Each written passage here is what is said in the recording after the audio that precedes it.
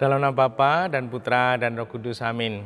Bu Bapak, saudara terkasih, kaum muda, adik-adik, salam berkat, penuh semangat, berkah dalam. Kembali kita berjumpa dalam Renungan Harian, hari ini Rabu 5 Oktober 2022. Kita akan mengambil dari Injil Lukas, bab 11, ayat 1-4.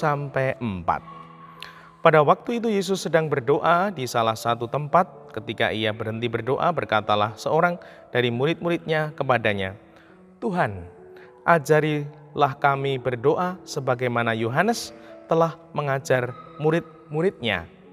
Maka Yesus berkata kepada mereka, bila kalian berdoa, katakanlah, Bapa, dikuduskanlah namamu, datanglah kerajaanmu, berilah kami setiap hari makanan yang secukupnya, dan ampunilah dosa kami, sebab kami pun mengampuni yang bersalah kepada kami, dan janganlah membawa kami ke dalam pencobaan.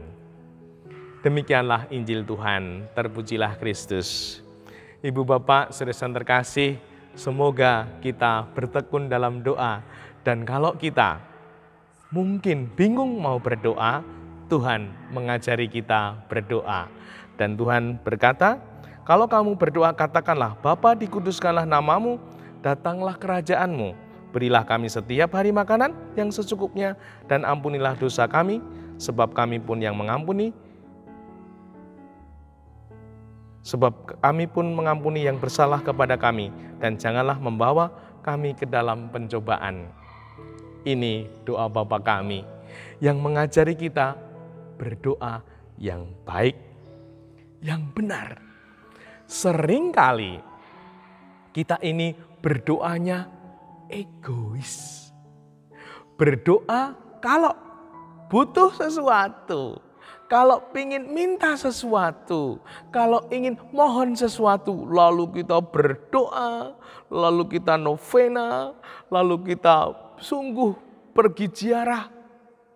Itu tidak salah, namun semoga tidak hanya itu. Ketika kita berdoa, sungguh kita mau memuji meluhurkan Tuhan seperti doa Bapa kami.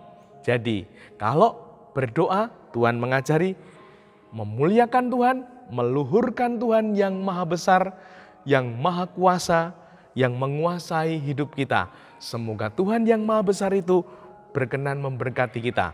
Baru kemudian memohon. Bukan kemudian Bapa, Putra, dan Roh Kudus litani permohonan, litani permintaan. Waduh, itu semoga tidak menjadi kebiasaan doa-doa kita. Tuhan membimbing kita agar berdoa yang baik dan benar. Dan ingat, berdoa tidak harus meminta sesuatu.